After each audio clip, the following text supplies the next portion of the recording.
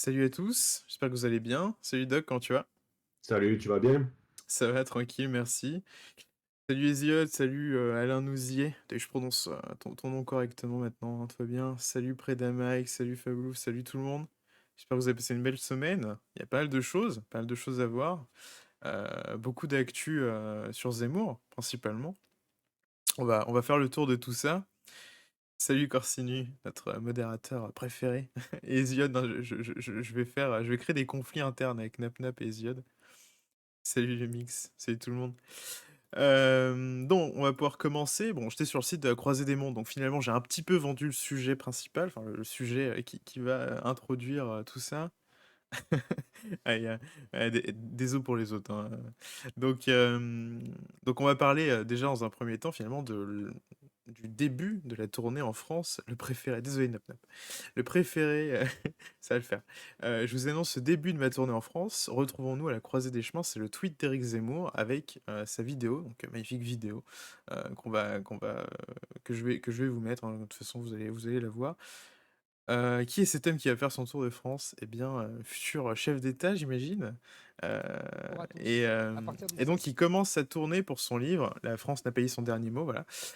Disponible évidemment sur le site. Donc, on va parler finalement de la tournée après. Là, je vais juste mettre la vidéo pour que vous la voyez ou la revoyez si vous l'avez déjà vue. Mais on va la voir dans un premier temps ensemble. septembre, mon livre sera dans les librairies. Il s'intitule La France n'a pas dit son dernier mot. C'est une suite et en même temps une réponse au suicide français. J'y évoque tous les grands événements de ces 15 dernières années, des événements politiques, économiques, mais aussi cinématographiques, des grandes disparitions. J'ai fait le portrait de gens qui me paraissent importants. Et puis, je raconte aussi des choses que j'ai vues, que j'ai tues, des gens que j'ai rencontrés, nos conversations avec des politiques des 30 dernières années, nos conversations les plus secrètes, nos controverses. J'y décris aussi, enfin, le drame que vit la France et la manière dont je considère qu'on peut en sortir. C'est un peu une autobiographie politique. Et grâce à vous, déjà, avant même que le livre sorte, il est en tête des ventes. Donc je serai à partir du 17 septembre partout en France pour vous présenter ce livre et pour échanger avec vous. La France est à la croisée des chemins, mais elle n'a pas dit son dernier mot. À bientôt. Voilà, donc si ça, c'est pas du teasing de qualité, on connaît, on connaît un petit peu le contenu du livre. En tout cas, on voit à peu près ce qui va être évoqué. Euh, et donc voilà, donc rendez-vous avec Eric Zemmour, et ça a été l'occasion de lancer son site finalement croisédeschemins-ez.fr. Eric Zemmour part à la rencontre des Français, donc avec tout simplement l'agenda, parce qu'il fait une tournée, hein. C'est le principe finalement de cette vidéo, c'est non seulement pour annoncer son livre, mais le livre finalement, je dirais, avait déjà été annoncé. On sait qu'il est, je le rappelle, il l'a mentionné d'ailleurs dans la vidéo, mais top 1. Donc maintenant, je sais plus s'il est top 1, je crois qu'il a été détrôné, il est peut-être top 2 des ventes sur Amazon. Faudra me confirmer. Et donc, il commence sa tournée à Toulon et à Nice, donc le 17 septembre, donc ça arrive très très vite, hein. Et le 18 à Nice. Le 17 à Toulon, pardon, j'ai juste dit le 17 septembre, au Palais des Congrès Neptune de Toulon, et à Nice, ce sera au Palais des Congrès Nice Acropolis, Nice France, voilà. Bien acquérir le livre, mais sans passer par Amazon, comment faire? Alors j'imagine qu'il doit être disponible sur chez d'autres libraires, faudrait voir, peut-être te renseigner, je sais pas si à la Fnac ou des trucs comme ça, je sais pas exactement ce que tu veux faire. Toujours top 1? Bon bah écoute, voilà, j'ai sous-estimé notre champion. Donc n'hésitez pas, voilà, si vous habitez dans le coin ou simplement si vous êtes prêt à faire le déplacement, à aller vous inscrire sur le site croisédeschemins-ez.fr pour simplement vous inscrire pour la tournée. Voilà. Salut Saint-Empire français, salut tout le monde, je vois qu'il y a encore d'autres personnes qui nous rejoignent. Bienvenue à vous. Donc ça, c'était voilà, pour mentionner un petit peu, comment dire, l'actualité marquante, enfin un peu l'événement un peu marquant finalement, le début de sa tournée à Éric Zemmour. Il y a d'autres choses. On a aussi pu entendre cette espèce de... On a vu Robert Ménard en juge des affaires familiales, hein, pendant une petite semaine. Ouais, t'as dû voir ça, Doc, t'as dû Ouais, j'ai vu sourire ça, ouais. aussi. Puisque Marine Le Pen et Éric Zemmour ont eu quelques échanges par médias interposés, ou en tout cas par tweets interposés. Donc d'ailleurs, il y a un tweet, hein, directement. Je vais aller le retrouver, ce sera peut-être plus simple. Bon, il trash talk Jean-Michel Apathy, hein, voilà. Donc, Robert Ménard a invité sur Twitter, donc ça a commencé comme ça, c'était simplement, voilà, une invitation de Robert Ménard: «J'invite Marine Le Pen et Éric Zemmour à venir discuter ensemble à Béziers». Donc voilà, hein, Béziers, on y va que pour discuter avec Marine Le Pen. «Mettons-nous autour d'une table, l'avenir de la France en vaut la peine, présidentielle 2022». Et Zemmour a répondu favorablement. Et Marine Le Pen, si je ne me trompe, a dit: «Oui, d'accord, mais en fait non, mais en fait, pas vraiment, mais en fait peut-être un dîner, mais il faudrait que ça se passe en privé». Voilà. Donc ça a l'air d'être, voilà, donc je sais pas ce que tu peux dire de ça finalement, le doc, de cette attitude de Marine Le Pen vis-à-vis d'Éric Zemmour, de ce refus finalement de débattre puisqu'elle redoutait un débat public, je pense. C'est pour ça qu'elle avance, l'idée et l'hypothèse du dîner, un hypothétique dîner en tout cas. Donc je sais pas, qu'est-ce que tu en penses? On a déjà parlé beaucoup de Ménard, mais finalement, le duo le Ménard-Le Pen, t'en penses quoi? Ben, alors déjà, Ménard essaye de ménager un peu la chèvre et le chou parce que je pense qu'il s'est rendu compte qu'il avait eu une posture avec Zemmour qui était peut-être pas ultra à la hauteur, surtout que voilà, il y a eu un changement, on va dire, de posture donc ces derniers mois. Donc je pense qu'il s'est rendu compte de ça et à mon avis, c'est pas un méchant. Donc si tu veux, il n'a pas Ouais. envie non plus de se brouiller avec Éric Zemmour, qu'à mon avis, il respecte. Mmh. Donc voilà, c'est une tentative un petit peu de mettre les choses à plat, mais en fait, pour quel résultat? C'est-à-dire, qu'est-ce qu'il espère, Robert Ménard? Qu'en gros, il y ait un ticket, c'est-à-dire que Le Pen se présente et qu'il y ait un accord secret avec Zemmour pour qu'il devienne Premier ministre ou quoi.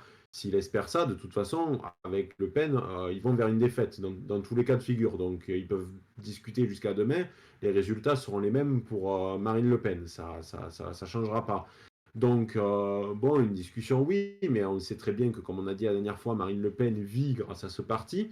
C'est ce qu'il a fait manger. Donc, de toute façon, elle ira à la présidentielle, puisque si tu as un parti politique et que tu ne te présentes pas à la présidentielle, ben, c'est un désaveu terrible. Donc, enfin, voilà, c'est inutile, quoi. Si tu as un Ouais. parti et tu vas pas à la présidentielle, bon, t'as pas de parti, quoi, en fait.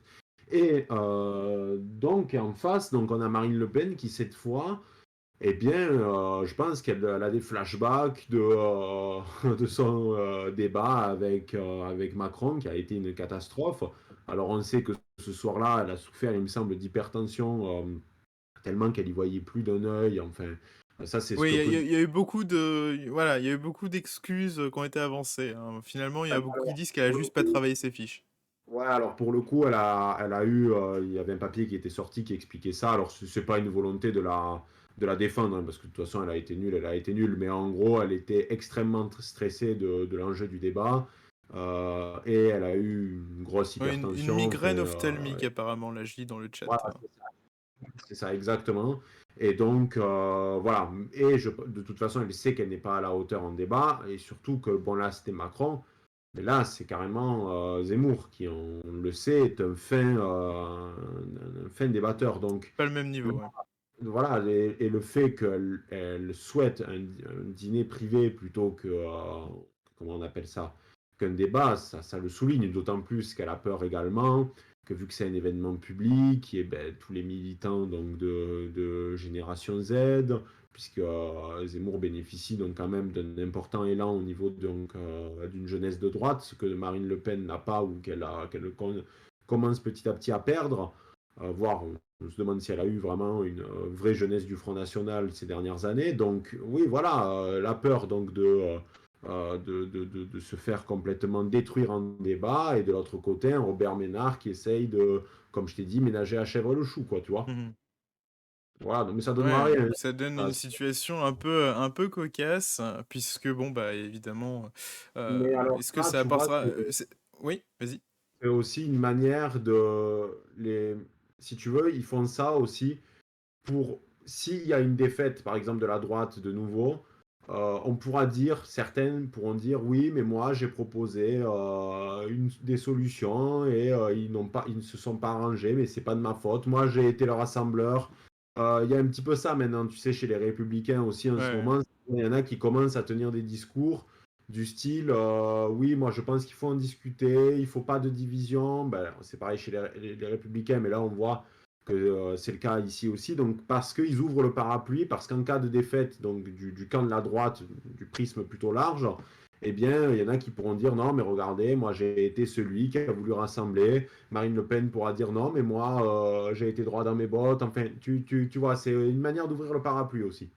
Ouais, je suis d'accord, mais c'est vrai qu'il y a cette stratégie, voilà, qui divisera. Donc, on entend beaucoup l'argument, typiquement, donc ça peut être le moyen de le débunker, hein, des marinistes, en tout cas des partisans de Marine Le Pen, qui finalement disent, regardez, Zemmour, finalement, il a été envoyé par Macron pour casser à droite. Alors, je pense qu'on peut reprocher des choses à Zemmour, hein, je dis pas que le type est parfait, mais l'accuser d'accointance avec Emmanuel Macron ou avec les gouvernements en exercice, je pense que je sais pas si je l'aurais tenté celle-là, parce que vraiment c'était c'était Ouais, pas non, le mais truc le ça, plus évident. ouais, Heu, c'est des mecs qui voient des complots partout. Après, qu'on soit alerte sur des stratégies politiques, c'est une chose. ouais, Mais aller dire que Zemmour est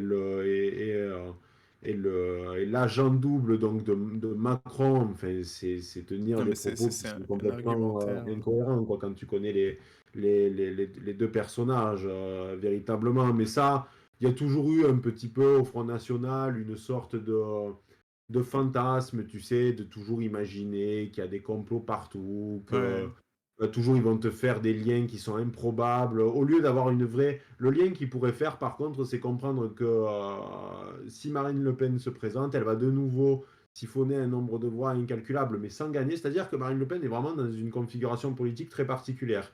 C'est-à-dire que c'est l'épouvantail politique parfait. On l'utilise pour faire gagner les autres. mmh C'est voulu. Maintenant, le Front National a été institutionnalisé comme étant un parti qui est l'épouvantail politique et qui vise à faire peur une partie d'un électorat, mais on sait très bien qu'ils ne seront jamais élus. Et en fait, ouais, même les Français l'ont compris. Moi, je pense qu'en réalité, ce que les Français doivent comprendre, et ce que même surtout les principaux intéressés doivent comprendre, c'est que la dynastie Le Pen, pour moi, ne gagnera jamais des élections. Voilà, c'est-à-dire qu'il faut en sortir avec cette logique de la dynastie Le Pen. Moi, j'ai absolument rien contre eux. Moi, je pense que même Jean-Marie Le Pen a été un individu qui a été complètement méprisé, outragé par la classe politique, alors qu'en réalité, ben, il a tenu un diagnostic qui est quand même juste, on le sait mmh aujourd'hui. Donc il faut cesser de le mépriser. Mais une chose est sûre, c'est que les Le Pen ne gagneront jamais. Et aujourd'hui, c'est un boulet qu'on se traîne. Faut quand même noter aussi, moi, j'aime pas, si tu veux, cette idée de dynastie un peu. J'aime pas cette idée de dynastie en politique. Ça me gêne un petit peu, cette notion. Alors, c'est très ancré aux États-Unis. Ça l'est pas trop en France. Et je trouve que c'est bien comme ça. Tu sais, c'est-à-dire les fils d'eux. Tu vois, les ouais. fils d'eux qui est vraiment, je crois qu'il faut vraiment sortir de cette logique parce que de toute façon, elle porte un nom qui maintenant, dans l'imaginaire collectif des Français, est rattaché donc Ouais. aux méchants. Voilà, c'est les Qui méchants. est pas forcément Donc, justifié, parce que Marine Le Pen est quand même oui, loin d'être, je veux dire, elle oui, elle est pas du tout sur la même ligne que son père, elle est pas du tout bien dans les sûr, dérives qu'il y a pu, parce qu'on peut bien sûr. évidemment apprécier le discours qu'a pu tenir Jean-Marie Le Pen sur certaines choses, mais on peut pas nier qu'il y avait un entourage qui pouvait poser problème Ah à oui, une bien sûr, certaine bien période. Il y sûr. avait des choses, voilà, c'est pas sorti non plus de nulle part. Évidemment, c'est pas un personnage qui a été mis en avant par Mitterrand pour rien, euh, Oui, mais il faut pas l'accuser des dérives, voilà. Mais c'est malgré elle finalement. D'une, parce que je pense qu'elle n'a pas de véritable volonté de gagner, un petit peu pour reprendre l'argumentaire de Zemmour, en tout cas l'argumentation de Zemmour, mais en plus de ça, voilà, elle est marquée un peu par ce saut qui est son nom, qui au final l'empêche de décoller, de casser ce qu'ils appellent le fameux plafond de verre. Non, mais par contre, tout ce qu'elle fait, c'est aujourd'hui bloquer une réserve de voix à droite qui est considérable et qui coûte la victoire au camp national, en fait. C'est c'est c'est ça. juste... C'est ça. C'est ouais, exactement ça. C'est-à-dire qu'on est dans une configuration où elle arrange tout le monde, y compris Macron. Macron rêve que ouais, d'une chose. C'est un second tour avec Marine Le Pen pour ouais, reproduire ce qui s'est passé la dernière fois. Après, moi, je suis de ceux qui, je vais peut-être me tromper, mais j'avance une hypothèse.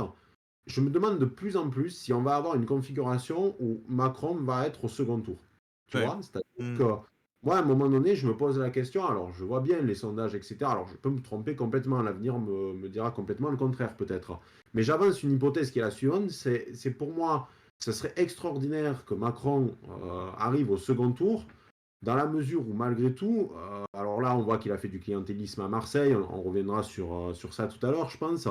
Mais il n'a pas quand même gagné de région. Au niveau des élections municipales, c'est pas Byzance non plus. Donc, en fait, à un moment donné, il n'y a pas, si tu veux, quand même, on voit qu'il y a un rejet ou un désintérêt de la population française pour tout ce qui concerne Emmanuel Macron ou En Marche. Donc moi, à un moment donné, je veux bien quand tu regardes les sondages, 20%, etc., mais ils sortent d'où en fait ces 20%? Sachant que dans les dernières élections, toutes les dernières élections, En Marche a été systématiquement mis en défaite par les autres partis, Ouais. que ce soit surtout les Républicains, etc. Bon, eux, le problème, c'est qu'ils n'ont pas de candidat sérieux, un véritable chef, un véritable leader, Mhm. mais on voit bien qu'il n'arrive pas en fait, il n'arrive pas à prendre des positions et c'est extrêmement important d'avoir des positions et un réseau. Donc, il ne faut pas oublier aussi que, petite parenthèse, Macron a gagné exclusivement parce qu'il y a eu l'affaire Fillon. S'il n'y avait pas eu l'affaire Fillon, Fillon gagnait et on n'en parlait plus. Là-dessus, alors là-dessus, je suis pas totalement d'accord parce que honnêtement, je crois que l'affaire Fillon, alors j'ai été pourtant j'ai été dans la campagne de Fillon 2017 et je suis pas certain que ça soit uniquement ça. Je pense qu'il y avait beaucoup de choses et qui font que peut-être que les affaires Fillon ont aidé. Je dis pas, mais je me demande si même malgré les affaires, enfin même s'il y avait pas eu d'affaires, il aurait pas quand même siphonné les voix ou quoi que ce soit en fait. Enfin, je me demande quand même, je t'avoue. Je pense qu'il aurait été au second tour quand même. Je suis sûr de ça parce qu'on Ouais. disait, je me souviens bien à l'époque, on disait oui, celui qui gagnera les primaires de la droite, ce sera le futur président de la République.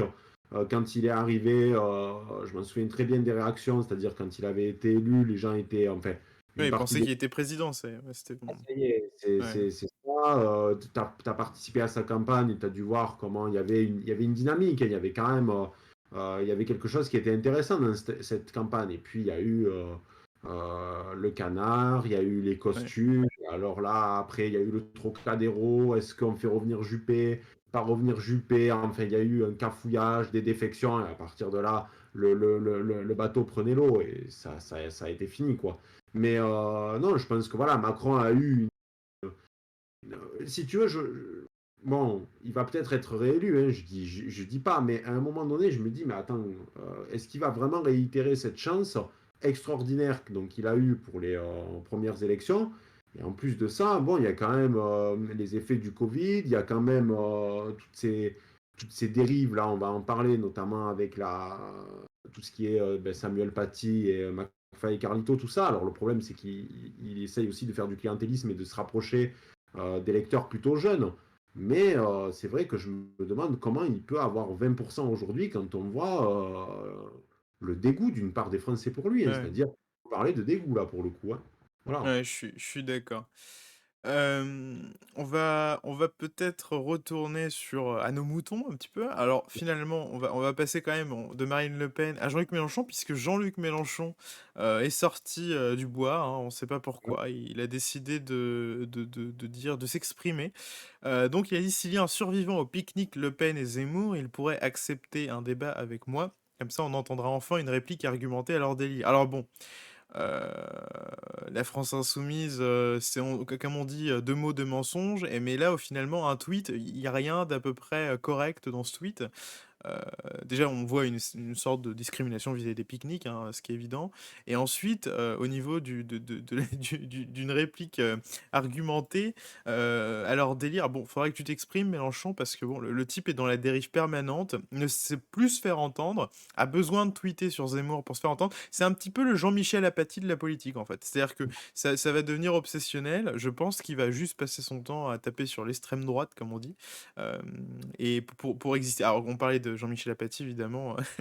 Éric Zemmour lui tend quelques perches. Euh, Pas de différence entre les deux, selon moi. Oh, ouais, je pense qu'on n'est pas très loin. Je pense qu'on n'est pas très loin, en effet. Donc voilà, donc ça c'était pour la petite dérive mélenchonienne, hein, on connaît l'ami Mélenchon. Et une autre petite news qui peut faire sourire ou pleurer, hein, évidemment.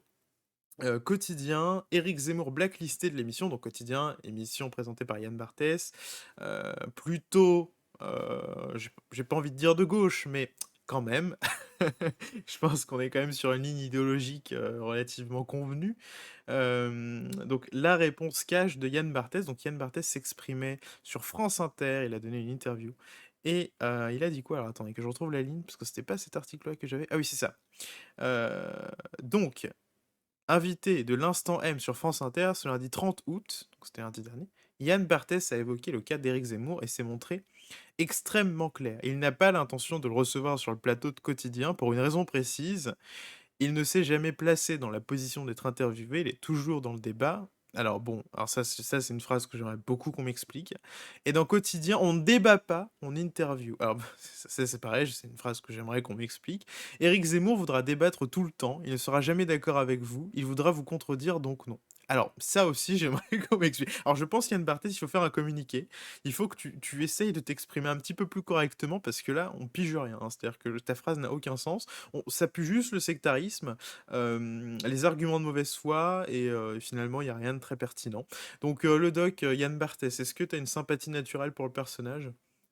Ouais, ben, Yann Barthès, c'est le fou du roi, quoi. C'est-à-dire, c'est celui qui passe son temps à dénigrer constamment tous les politiques. Alors, un peu plus quand ils sont de droite que de gauche, hein, bien sûr, mais bon, ça lui arrive quand même aussi de taper sur Mélenchon, mais c'est une cible facile en même temps. Donc, voilà, c'est-à-dire qu'il a toujours Yann Barthès, ce qu'il faut savoir, c'est que donc il a été à Quotidien, Ouais. à son émission aujourd'hui, et avant, il présentait le Petit Journal. Mhm. Et il y a toujours eu des rubriques qui visaient à dénigrer des personnes, constamment. C'est-à-dire qu'il n'a jamais. Cet individu ne doit son succès télévisuel qu'au fait qu'il se base toujours sur du clash ou toujours à dénigrer, à prendre des extraits sortis de leur contexte pour tourner la personne en dérision, etc. Donc, c'est son fond de commerce, Ian Barthès. Et donc, ce fonds de commerce, il implique quoi? Le fait que tu ne dois pas être en face de ceux que tu critiques. Parce que Yann Barthès est le professionnel dans l'art de se moquer du monde, mais à distance, dans sa tour Mhm. d'ivoire, bien au chaud, donc dans son émission de gauchiste, et bien à l'abri donc de représailles, c'est-à-dire de représailles verbales de l'individu qui souhaite se défendre. Donc, c'est simple en fait, c'est un job de luxe, quoi. Il est payé, à mon avis, très confortablement pour critiquer des personnes qu'il déteste, et il est sûr qu'en plus, il est dans sa petite tour d'ivoire, il y a son chauffeur qui viendra le chercher et le ramener donc dans son appartement haussmannien, et à partir de là, il ne rencontre jamais les individus donc qu'il traîne dans la boue. Donc pourquoi en fait il ne veut pas inviter Éric Zemmour sur son plateau? C'est parce qu'il sait très bien que Zemmour a du répondant et qu'il n'est pas à la hauteur, c'est tout. Oui, oui. Euh, et Ouais, que puis là, le truc, c'est qu'en plus, Zemmour le débunkerait, parce que on va pas se mentir, Yann Barthès, c'est quand même le parangon de cette gauche, de cette gauche, comme j'aime l'appeler, qui est vraiment dans tous les lieux communs, woke, gentil, sympatoche, bobo, enfin, vraiment, c'est-à-dire, comment dire, la haine de tout ce qui est conflictuel, de tout ce qui est vraiment, mais une haine du conflit, donc ça donne un truc vraiment malsain, et d'où le sectarisme, en fait, puisque ça et serait après, une boucherie, quoi. Et alors, je vais rebondir sur un truc et après je te raconterai une anecdote Ouais. qui est plutôt cocasse. Il me semble que je l'avais raconté dans un autre live, mais on va en profiter là pour en parler. Donc, bon, donc sur Yann Barthès, pour conclure, c'est qu'en même temps, la droite aime bien le critiquer. Moi, je suis le premier, mais en même temps, il fait ce qu'il a à faire, c'est-à-dire que lui, il est marqué idéologiquement, il mène un combat idéologique. Nous, à droite, on s'est refusé pendant des décennies d'avoir des chaînes dédiées, d'avoir des émissions qui sont ouvertement de droite. Les lignes commencent à bouger, mais on reprend donc le pouvoir à ce niveau-là. Et c'est le jeu. Donc, en fait, ne soyons pas dans cette espèce, tu sais, ne soyons pas comme eux. C'est-à-dire, ils existent, c'est très bien, c'est une chose. Ils font leur petite émission médiocre, c'est très bien. Faisons nos émissions. Ils estimeront que nos émissions sont médiocres, mais gagnons la guerre des ondes, quoi. C'est tout. Mhm. Montrons-leur Ouais, qu'il y a ouais. plus de. Apportons des débats, des bunkers. Putain, t'as compris quoi, leur Ouais, ouais, argument. on a compris, très bien. Et à partir de là, c'est très bien. C'est-à-dire que le problème de Quotidien, c'est qu'à un moment donné, c'était la seule et unique émission un petit peu de talk show Ouais. et de gauche. Donc, par exemple, aux États-Unis, il y a des talk shows donc de gauche, mais il y en a aussi beaucoup qui sont à droite Mhm. et qui font autant de audience que ceux de gauche. Donc, à un moment donné, il faut juste rentrer dans une logique de guerre des ondes. Et c'est ceux qui auront, on va dire, les meilleures émissions, ceux qui seront le plus dans le vrai, etc., qui attaqueront le plus les autres, qui réussiront. C'est tout. Donc, moi, je me fais pas de soucis. Et par contre, je me souviens, 2 anecdotes pour le prix d'une. Mhm. Moi, je me souviens quand j'étais à la fac à Lyon 3, je fréquentais donc des gens qui étaient de droite. Et il y en avait un jour qui m'avait dit ah oui, moi je suis de droite, etc. Donc on me parle comme ça. Et puis il me dit que tous les soirs il regardait Quotidien. Alors moi je disais, mais comment tu peux être de droite et on va dire prendre une forme de plaisir à regarder Quotidien? Ça m'a dépassé complètement. Et autre anecdote, donc je suis dans une école où il y a quelques mois, je crois que c'était un début de l'année là, qui vient de se dérouler, il y a eu en fait un ancien de l'équipe donc de Quotidien qui avait travaillé également pour une autre émission qui est plutôt orientée à droite, on va dire. Je ne peux pas le dire parce qu'on le retrouvera trop facilement et je ne voudrais pas mettre ce monsieur dans l'embarras, mais toujours est-il que c'était un ancien journaliste de Yann Barthès, donc il avait été chez Quotidien et dans une émission qui appartenait à une personne qu'on savait qui était un peu plus, on va dire, de droite. Mhm. Et il avait fait une conférence, etc. Moi, j'étais pas allé, hein, parce que c'est-à-dire que ça m'intéressait pas trop. Et j'ai un ami à moi qui est dans cette école et qui est bien à droite aussi, qui allait le voir, en fait. Il est allé le voir à la fin, il lui a demandé, mais en fait, comment on peut passer de quotidien à... enfin, comment on peut passer de l'émission, en gros, de droite, que je citerai pas, à quotidien. Et maintenant, être, en gros, il travaillait... il me semble seul, etc. Et il expliquait que bon, il y avait déjà une volonté personnelle, tu sais, sur le plan de l'organisation et tout. Mhm. Et quand mon ami lui a demandé Quotidien pourquoi vous en êtes parti, il a quand même insinué que Quotidien avait un agenda politique, que les faits étaient tronqués, qu'il y avait vraiment une volonté politique de casser la droite, d'essayer d'être, on va Ouais. dire. Voilà, donc c'était. C'est assez difficile de rater en général cette ligne quand même, hein. Ça se voit que, Voilà, dire, bon, c'est c'est évident. qu'il a pas regardé le programme avant, il s'est pas dit tiens, parce que bon, en général, tu regardes 5 minutes de quotidien, tu sais à peu près ce qui va se dire, tu connais leur pertinence ou leur impertinence, donc au final, non, c'est pas évident. Très C'est ça. bien. Donc ça, c'était la petite page quotidien. Et ensuite, une bonne nouvelle. En tout cas, je pense que c'est une bonne nouvelle, hein, pensons beaucoup à le penser. Il y a eu un sondage. Oula, qu'est-ce qui s'est passé? Ok, très bien. Il y a eu un sondage Ipsos qui est sorti, enfin les résultats d'un sondage Ipsos où Éric Zemmour fait jeu égal avec Mélenchon et Hidalgo, puisqu'il est à 8%. Alors, il n'y a pas d'image, étonnamment. Euh, donc, Éric Zemmour sera-t-il donc celui qui pourrait faire pencher la balance? Selon cette enquête, il semblerait que oui, crédité de 8% des suffrages, le journaliste qui officie encore sur CNews mord à la fois à la droite et sur le RN. Donc, encore une fois, il y avait des trucs un petit peu plus poussés dans ce sondage, je crois, qui montraient qu'il y avait un certain pourcentage. Enfin, il y avait vraiment une union LR-RN. C'était pas un truc sorti de nulle part avec 75% RN. Non, parce qu'au final, ils mangeaient du RN, mais pas encore totalement.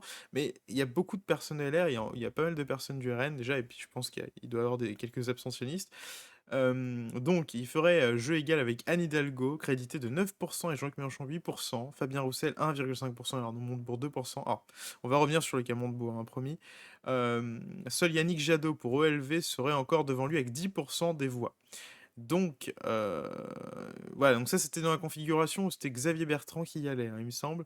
Xavier Bertrand est crédité de 15 à 17% des suffrages, Valérie Pécresse de 14 à 16% et Michel Barnier de 11 à 13%. Ces chiffres varient selon la candidature d'Éric Zemmour, mais le sondage montre que Xavier Bertrand n'a plus de marge avec Valérie Pécresse. Dans tous les cas, note Ipsos, la droite peut encore rêver de second tour puisqu'il n'y a que 5 points d'écart avec Marine Le Pen. Et Marine Le Pen était sous la barre, je crois qu'elle était à 19%. Ce qui est, je pense, quelque chose qui n'est pas à négliger et qui reste à prendre en compte. Euh, voilà, la présidente de 19 à 20%. Donc elle a dépassé, elle est passée quand même en dessous les 20%. Ce qui est énorme. Enfin, je trouve que c'est quand même une belle chute, hein, quoi. Je sais pas ce que tu en penses de cette chute finalement à 19%. Est-ce que tu crois que ça va peut-être lui donner l'idée de se retirer, peut-être la faire douter, peut-être qu'il va y avoir des pressions, parce que 19% c'est quand même une sacrée baisse, parce qu'à la base elle était je crois à 27, on l'a donné à 27%, maintenant elle est à 19, hein, c'est une sacrée chute. Qu'est-ce que tu en penses exactement, Doc? Je pense qu'elle va continuer à chuter parce que c'est inexorable. Si Éric Zemmour se présente, qu'il a un discours un peu plus à la droite que Marine Le Pen, que cette dernière, on va dire, ben, se rapproche du centre droit, une partie donc de son électorat va se sentir abandonnée. Donc ça va.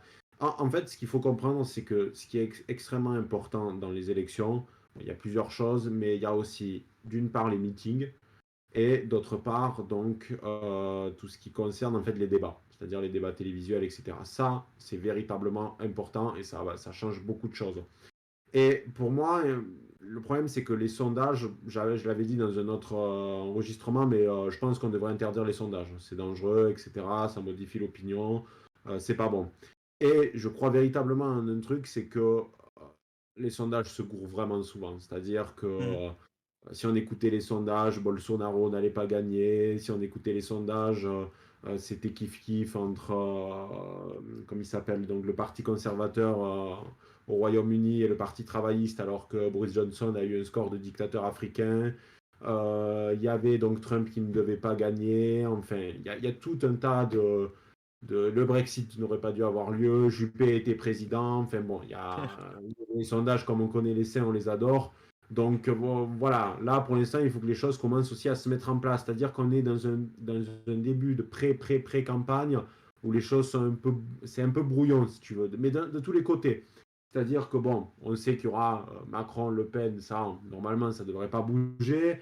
Mais au niveau des Républicains, on ne sait pas. Et ça va être important, tu vois, au niveau des Républicains. C'est-à-dire, est-ce que Xavier Bertrand va y aller quand même? Qui va être l'autre candidat? Parce que moi, je pense qu'on va se retrouver dans une configuration où il y aura Xavier Bertrand plus le candidat LR. Enfin, à gauche, qu'est-ce que ça va donner aussi? Donc, il y a véritablement beaucoup de choses à prendre en compte. Donc, en fait, les sondages vont beaucoup, beaucoup bouger. Ce qui est juste important dans une campagne, c'est la notion de dynamique. J'en avais parlé la dernière fois. Il ne faut pas être trop, trop tôt. Ça, c'est vraiment Mmh. la règle. Parce que quand tu es trop, trop tôt, tu es un petit peu à la meilleure place trop tôt, mais on sait que dans une campagne, tout est tellement changeant que tu as plus de chances Et de puis ça peut casser dégringoler. une dynamique. Voilà, que c'est une question de dynamique. Donc, il ne faut pas rappeler que d'ailleurs, Macron était crédité, il me semble, à 8-9% hein, au Ouais. tout début. Quand il a... Voilà, donc là, c'est-à-dire qu'on se retrouve avec un Éric Zemmour qui a 8% sans véritablement avoir annoncé sa candidature, C'est ça. sans avoir sorti le livre, parce que le livre n'est pas encore sorti, sans avoir fait le Tour de France, Et puis sans on n'est pas meeting. en campagne, il y a pas de campagne, c'est difficile pour les gens de visualiser, pour qui ils vont voter. Et le souci qu'il faut se rendre compte avec Éric Zemmour, c'est que pour discuter avec beaucoup de gens qui sont de droite et qui seraient prêts à voter pour lui, on sort systématiquement le même discours, c'est mais il ira pas de toute façon. Il va pas se présenter. Les gens ne croient pas en cette possibilité. Mmh. Donc bon, ils aimeraient. Ça ne veut pas dire qu'ils aimeraient pas. Mais on a des gens qui ne pensent pas, pour eux, c'est de l'ordre de la fiction Ouais. complètement. Donc, je pense que véritablement, s'il se présente, il va être crédité après à beaucoup plus. Ouais, je suis d'accord avec toi. Je pense que la dynamique, parce que là, évidemment, une dynamique, finalement, c'est très partisan. On peut dire que les 8%, c'est probablement des comment dire? Des adeptes de la première heure, presque, voilà, c'est Ah, vraiment un noyau dur au final, ces 8%, ça lui constitue déjà un noyau dur, et après il y a tous ceux qui vont s'agréger, donc les personnes qui sont, pas du tout sur la même ligne que Marine Le Pen, puisqu'en plus on a vu qu'elle s'était beaucoup chiracisée, qu'elle était, en train de dire que finalement l'islam, c'était OK, tout allait bien, c'était génial, donc au final, comment? ce qui est aussi important de prendre en compte, c'est quand il va annoncer sa candidature. Mmh. Et on sera fixé sur la condition des républicains. Est-ce qu'il y aura des défections? C'est la question qu'il faut se poser. Est-ce qu'il y aura donc des députés qui vont, je ne sais pas, des députés, des maires, etc., qui, chez les Républicains et chez le Front National, vont décider en fait de le rejoindre? Et Mmh. ça changera tout, parce que si on a des défections dans les deux partis, il y aura vraiment ce sentiment qu'ils sont plus légitimes en quelque sorte. Après, ça dépendra des individus qui décident de faire défection. Parce que des fois, quand il y a des soutiens empoisonnés, hein, c'est-à-dire que quand certaines personnalités annoncent leur Ouais, soutien, par exemple, si Manuel Valls nous apporte son soutien, non merci. Manuel, si tu nous entends, c'est pas nécessaire. Tu peux, t'inquiète pas, voilà, ça va bien se passer. Donc, c'est ça. Le type de candidat, c'est le type d'individu que quand il apporte son soutien, c'est plus un problème qu'autre chose, quoi, tu vois. le baiser de la mort, quoi. C'est vraiment. C'est la mort dans le parrain. Donc en fait, c'est ça qui va être important. Moi, je crois que c'est ce qui va vraiment changer la donne, c'est-à-dire on sait comment c'est en politique, il y a des accords secrets, donc est-ce qu'il y aura des tractations, etc. C'est probable, hein. Moi je Mhm. balance ça, c'est pas sûr, etc. Mais on connaît les jeux politiques, hein, c'est comme ça que Oui, ça se oui. passe. pas être naïf. Donc il y a des gens qui vont, on va dire, prêter allégeance, quoi. C'est-à-dire, bon, moi j'ai des noms en tête, je vais pas les donner maintenant parce que bon, voilà, je veux pas avoir de problème, mais on va dire que j'imagine certaines personnalités qui seraient vraiment prêtes à le rejoindre. Donc on va voir Bah, si un du jour. coup, tu fais très bien la transition puisque là, j'allais en parler juste après. Mais du coup, c'est Doc qui anime en fait. En total, voilà, il y a pas, y a aucun souci. Présidentielle 2022, donc c'est d'aujourd'hui, il me semble, hein, c'était bien. Oui, c'était aujourd'hui. Éric Ciotti voterait Zemmour contre Macron au second tour. Il l'a annoncé, donc je crois que c'était sur RTL, LCI, Le Figaro, donc c'était le grand jury. On lui a posé la question et d'ailleurs il n'a pas hésité. Alors j'étais assez, je vais essayer de vous retrouver carrément le passage, hein, parce que je pense que, c'était une bonne chose. Alors je vous laisse regarder l'article en même temps, mais c'était assez marquant puisque il n'a pas hésité. Il a répondu assez rapidement en fait. Enfin il y avait pas de doute, de truc. Alors il a précisé évidemment au second tour, mais il a dit: «Si un second tour, Zemmour-Macron, je vote, Zemmour». Donc je vous laisse profiter de l'extrait, il dure 40 de secondes. l'UMP, j'ai du RPR, j'y ai adhéré à 16 ans, je suis issu d'une famille gaulliste au sens personnel, c'est ma filiation, c'est mon appartenance, Oui. et là forcément nous sommes différents. Éric Ciotti, pour qu'on comprenne justement votre rapport à Éric Zemmour, faisons une seconde de politique fiction. En 2017, vous ne vouliez pas choisir entre Emmanuel Macron et Marine Le Pen. Si d'aventure on avait un second tour et Emmanuel Macron et Éric Zemmour, est-ce que vous diriez la même chose? Je voterai Éric Zemmour, très clairement. Mais justement, vous dites avoir des différences. Vous voteriez Éric Zemmour sans donc Face à Emmanuel Macron. Face à Emmanuel Macron, voilà. Voilà, il a pas hésité. C'est-à-dire, on lui a demandé aussi, bah, je voterai Éric Zemmour. Évidemment, au second tour, je voterai Éric Zemmour. Donc, Éric Ciotti, d'ailleurs, que je rappelle, est candidat à la primaire de la droite, là, pour l'instant. Je sais pas si primaire il y aura, je sais pas comment ça se passe. Ça a l'air d'être un sacré bordel chez eux. Mais bon, en tout cas, Éric Ciotti est candidat à la primaire de la droite et il se range déjà, d'une certaine façon, derrière Éric Zemmour. En tout cas, il apporte un soutien. Alors bon, j'ai un truc à te bloc, c'est un peu chiant, c'est pas grave, tout va bien se passer. Mais du coup, il a quand même dit qu'il soutiendrait. Donc il ne se cache pas, et ça je pense que ça peut faire beaucoup de bien avec Zemmour, puisque on a déjà des ténors de la droite. Éric Ciotti est quand même relativement apprécié. Alors, je sais que tu n'es pas un grand fan des sarkozystes, mais il est apprécié des sarkozystes et de la ligne un peu plus à droite finalement des républicains. Donc ce soutien, c'est pas un baiser de la mort pour le coup, je pense que ça peut vraiment être une aubaine et montrer que finalement, regardez la transition, le lien, on peut le faire. Et les personnes les plus à droite, en tout cas des LR, le noyau de LR, pourraient très bien aller chez Éric Zemmour, puisque des ténors comme Éric Ciotti, qui sont très appréciés, eh bien, sont capables de le rejoindre. Mais en Donc, même temps, pour moi, Ciotti, bon, déjà, c'est une personnalité que j'aime bien, que j'ai toujours mhm, bien aimé, avec son petit accent et tout, donc il y a un côté un peu, tu vois. Mais c'est vrai qu'au-delà de ça, ben, en fait, il est dans une forme de logique intellectuelle, tout simplement. C'est-à-dire qu'il ne se cache pas, il sait pertinemment, à part s'il se mentait à lui-même, qu'il a plus d'atomes crochus avec la politique et l'idéologie que pourrait mener donc Éric Zemmour que celle de Macron. mhm. Jusque et d'ailleurs, tous les républicains, normalement, qui se respectent, hein, même Pécresse qui est là à vouloir se la jouer Thatcher ou je sais pas quoi, enfin, bon, un mélange entre Thatcher et Merkel, enfin bon, c'est un peu étrange, mais ce que je veux dire, c'est que tous les Ouais. LR, normalement, devraient unanimement dire, dans un cas de figure où en gros il y aurait un second tour comme ça, on vote Zemmour. La question elle ne se pose même pas, puisque d'ailleurs, il ne faut pas oublier qu'il y a quelques années, il avait invité à leur QG donc des Républicains là à Paris pour une conférence, etc., où il avait été vraiment accueilli en tant qu'ami. Hein, donc, et on sait, on ne va pas dire les noms, mais on sait qu'il y en a certains qui l'ont approché pour qu'il se présente peut-être à la primaire des Républicains. Donc on voit que malgré tout, il y a des atomes crochus. Donc en réalité, Éric Ciotti est juste droit dans ses bottes, droit dans ses baskets, et il sait pertinemment qu'il a plus d'atomes crochus avec un homme comme Éric Zemmour qu'avec Macron. C'est juste logique. Donc respect à lui, parce qu'il a fait preuve donc, de courage politique, et c'est ce dont ce pays manque profondément. Et il a dit ce que normalement tous les républicains devraient dire ouvertement dans le cas d'un second tour dans cette configuration-là, quoi. Ouais, C'est c'est tout. ça. Tous les républicains qui sont encore à droite et qui n'ont pas foncé au centre, tout simplement. Alors, changement de sujet total, on va revenir sur un article du Figaro, mais plus particulièrement sur le passage de Macron à Marseille. On va parler du cas Marseille un petit peu. Tu vas nous dire ce que tu en penses. Donc, là, je reprends l'article du Figaro. Marseille, sécurité, école, santé, culture, ce qu'il faut retenir des annonces d'Emmanuel Macron. Je vais vous lire les grands titres. Donc 200 policiers et 500 caméras pour une politique de harcèlement des trafics.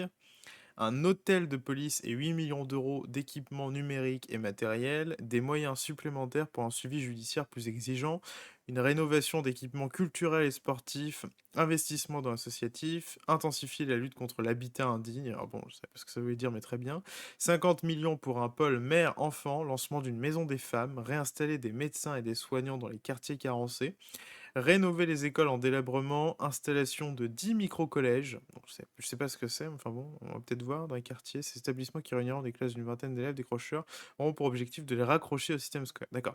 Et 10 micro-lycées pour raccrocher les élèves. Donc plutôt que de faire en sorte de ne pas les faire décrocher en leur proposant une instruction véritable, à la fois très républicaine et très française, eh bien, on préfère tout simplement créer des micro-collèges pour les raccrocher. Très bien. Créer l'école du futur avec 50 laboratoires tests dès la rentrée 2023, pardon.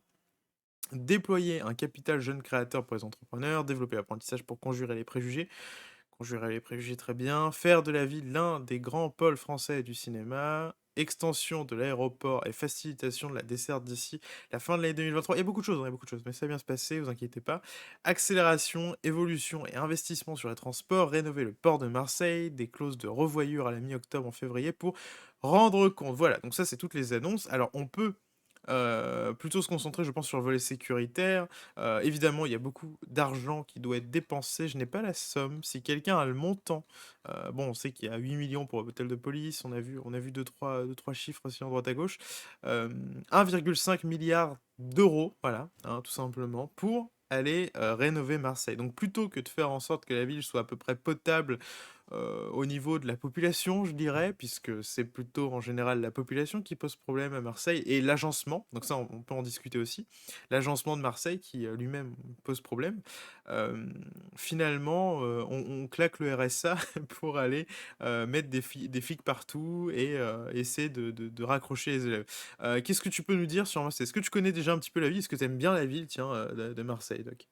Ouais, alors moi, ben, comme vous savez, je suis du sud, donc Marseille, c'est une ville où j'ai l'habitude d'aller. À une époque, j'avais l'habitude d'y aller, parce que maintenant, je suis plus dans le sud pour mes études, mais il y a une certaine époque, je connaissais bien Marseille. C'est une ville que j'aime, je pense que c'est une ville avec un potentiel qui est énorme. Mhm. C'est-à-dire que je pense que, alors on dit que Marseille est le deuxième pôle le plus attractif, on va dire, enfin, en termes de grandeur, je crois que tu as Paris, tu as Marseille et tu as Lyon, quoi. Ouais, je crois Mais bien. en réalité, Marseille pourrait, alors en réalité, moi, de mon point de vue, je trouve que Lyon est quand même au-dessus au niveau des infrastructures en tout. Pour moi, c'est la vraie deuxième ville de France, Lyon. Je ne fais pas avec le système, tu sais, du nombre d'habitants, parce que c'est pas parce que tu as un poids démographique important que forcément tu pèses. Donc ça, il faut sortir de cette logique. Donc pour moi, Marseille est la troisième ville de France, véritablement. Mhm. Et il y aurait, à mon sens, on va dire, tous les critères pour réussir. C'est-à-dire que bord de la mer, c'est une ville qui est belle, véritablement, hein, c'est-à-dire hormis les problèmes que l'on connaît aujourd'hui, moi je trouve que c'est une belle ville. En plus parce qu'il y a Marseille, il y a Aix-en-Provence qui est pas loin, donc il y a Mhm. un pôle quand C'est même vrai. extrêmement attractif donc tout autour de ce bassin-là. Mais moi, je crois véritablement une chose, c'est que c'est pas en arrosant d'argent qu'on règle les problèmes dans une ville. C'est pas comme ça. C'est pas parce que tu vas injecter 10 millions par-ci, 10 millions par-là, que tu vas changer les mentalités des gens. Il y a une vidéo qui a été réalisée par le Barbare Civilisé il y a quelques mois, il y a un mois, hein, qui est vraiment intéressante, où en gros il démontre que voilà, en France par exemple, on sait que ben, les individus qui vivent dans certains HLM défèquent dedans, pissent dans le hall, ou mettent le feu aux infrastructures, etc. Et en fait, il y a toujours cet argument, oui, ils sont abandonnés, ils sont pauvres, c'est un signal de détresse. Mhm. ce type d'argument, c'était les mêmes qu'avait en fait Jean-Paul Sartre dans les années, il me semble, 60-70, quand il légitimait par exemple tu sais, les violences dans les quartiers Ouais, américains comme Détroit, etc., parce qu'il estimait que parce qu'il y avait une violence de l'État, en gros, les individus avaient le droit d'être violents envers ouais, l'État c'est en ça. lui-même, tu vois. Genre, Violence c'était légitime, ouais, c'est ça. c'est cet argument qu'on retrouve à gauche beaucoup. Sauf que ça ne marche pas, puisque il a très bien démontré dans cette vidéo que quand tu prends par exemple alors c'était en Italie, il me semble que c'était à Palerme. Palerme, j'y suis allé en Sicile, je peux te garantir que c'est pourri. C'est-à-dire que, alors attends, c'est terrible pour les Siciliens qui peut-être vont regarder, mais je parle en termes d'infrastructure. C'est un très bel endroit, c'est très beau la Sicile, hein. C'est pas ça le problème, mais les infrastructures sont minables. C'est vétuste. Les routes sont en mauvais état, les infrastructures électriques, c'est pas ça. C'est vraiment, je le dis honnêtement, pour avoir beaucoup voyagé, je suis allé dans des pays d'Asie, etc., ou même d'Afrique, qui étaient dans des zones qui étaient 1000 fois plus développées que la Sicile actuelle. Tu vois, d'autant plus gangréné par la mafia, etc. Bon, Mmh. on connaît. Et il montrait dans cette vidéo, le barbare civilisé, que en gros, les mecs qui vivaient dans des HLM, donc dans des HLM en plus vraiment mais vétustes, c'est-à-dire que peut-être pire que certains HLM de Marseille, hein. Là, vraiment, on est Ouais. sur du niveau insalubre, hein. Et malgré tout, en fait, les mecs, bon, ben, ok, ils vivaient de petits trafics, etc. Mais ça, malheureusement, on va dire que c'est le phénomène que tu retrouves systématiquement dans les quartiers, donc ça, on ne peut pas s'en étonner, mais ils respectaient véritablement leur HLM, et surtout, en fait, ils essayaient de les embellir, c'est-à-dire, il y avait des initiatives pour, par exemple, faire un graffiti de la Vierge Marie, grand comme ça, qui prend la moitié de l'HLM, etc. Et donc, il y avait, malgré tout, une forme de respect pour ce que l'État italien leur avait donné, alors que vraiment, il leur donnait ça, tu vois. Ouais. Donc, là, moi, cet argument, je le refuse. Cet argument de on est déclassé, etc., il ne marche pas. Donc, Surtout qu'on ça ne- sait maintenant que, finalement, les endroits un peu les plus riches, aujourd'hui, typiquement la Seine-Saint-Denis, on n'arrête pas de dire: «Oui, ils sont déclassés socialement et tout ça», alors que c'est une machine à pognon. On claque un pognon, fou. Il y a eu le plan Borloo à l'époque pour la rénovation et cetera. On sait que les associations drainent, des subventions à l'infini et sont basées là, pour faire, voilà, leur petit business. Il y a du pognon, en fait, là-bas. C'est pas ça le problème, hein. C'est pour ça qu'en fait, il faut retirer, et ça, c'est un truc qui a trop été dans le débat public et qui nous a été imposé par la gauche, c'est que tout est social, tout simplement. C'est juste une question économique et sociale. Et en fait, non, en fait, pas du tout. Pas du tout. C'est une question comme de population, de culture, il y a plusieurs facteurs. Là, je disais, il y a l'agencement de la ville à Marseille, qui a d'ailleurs été dénoncé. Il y a un brillant édito d'Éric Zemmour dans Face à l'info. Et également, du coup, on sait que Marseille est quand même reste un pôle principal de l'immigration, une plaque tournante du trafic de drogue aussi. C'est quelque chose, ça, c'est quelque chose de reconnu, de connu et reconnu, même à travers le monde. On sait qu'il y a eu la French Connection, etc. Mais il y a aussi, même aujourd'hui, c'est plus la même plateforme, mais il y a toujours autant de drogue. Donc voilà, faut enlever la question sociale et économique et voir les autres sujets. alors des charges, par contre, pour le coup, ils ont eu un maire qui était le maire qui était juste avant, Jean-Claude. J'ai oublié, je vais chercher rapidement. C'était Jean-Claude Gaudin. Voilà, Jean-Claude Mhm. Gaudin, qui n'a strictement rien fait. C'est-à-dire qu'on Ouais. était sur un maire qui n'a pas eu des ambitions. Tu prends par exemple, moi qui suis à Lyon, typiquement. Tu prends Gérard Collomb, qu'on aime ou qu'on n'aime pas, pour des raisons d'ordre politique, parce que c'est un homme de gauche. Mais bon, essayons de dépasser ces considérations-là.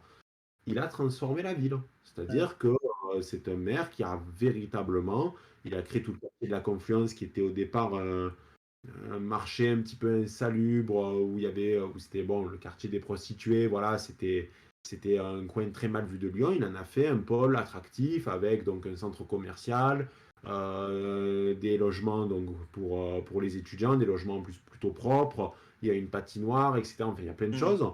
Et il y a plein d'autres travaux qui ont été menés à Lyon, ce qui en fait une ville attractive.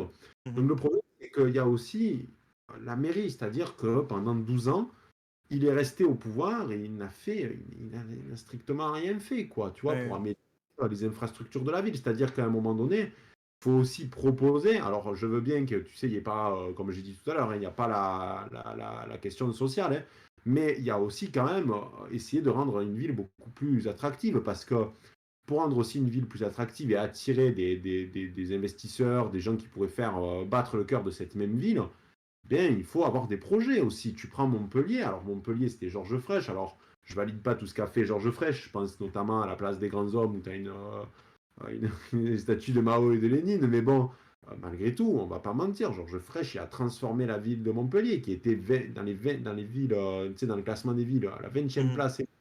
Et qui est maintenant, il me semble, 8e, 7e ou 6e. Ça dépend des classements.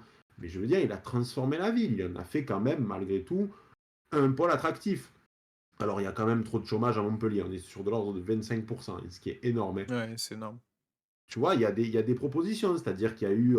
Alors, imaginons s'il n'y avait pas eu même tous ces travaux, si tu veux. Ça aurait été encore pire. Après, le problème, c'est que voilà, Marseille a été laissé à l'abandon politiquement. Et l'un des problèmes de Marseille, il est évident, et je vais faire une petite parenthèse sur ça, c'est donc l'insécurité. Mais attention, c'est-à-dire que je crois véritablement qu'au niveau de l'insécurité, tu as deux modèles. Soit tu as le modèle mafieux traditionnel qu'on a retrouvé en Italie pendant plusieurs décennies, qui Mhm. n'existe plus aujourd'hui parce que l'Italie bascule sur le modèle français. Le modèle français, c'est quoi? C'est des petites bandes qui s'affrontent, trafic de drogue, etc. Mais c'est des phénomènes de petits groupes, pas de morale, etc. À l'époque, en Europe, que ce soit en France, en Italie, etc., on avait donc des mafias qui avaient donc un système bien précis, pyramidal, etc. On retrouve ça encore en Italie, même si ça c'est voie à disparaître, puisqu'on a ce qu'on appelle le phénomène des baby mafias, donc c'est-à-dire des individus qui ont ton âge comme le mien et qui décident de se lancer dans le trafic de drogue, en gros comme en France. Mais il faut savoir que pendant plusieurs décennies, c'était pas du tout ça, hein. Justement, ce qu'on appelait ben, la French Connection, c'était quand même des réseaux qui étaient bien différents. Et surtout à l'époque, alors on va pas encenser les modèles mafieux, hein, c'est pas le but, hein, mais les mafias à une époque avaient un code d'honneur et des valeurs. Oui, C'est-à-dire ils avaient que généralement en plus des accords avec la mairie, et genre le truc là, enfin, c'est que c'était.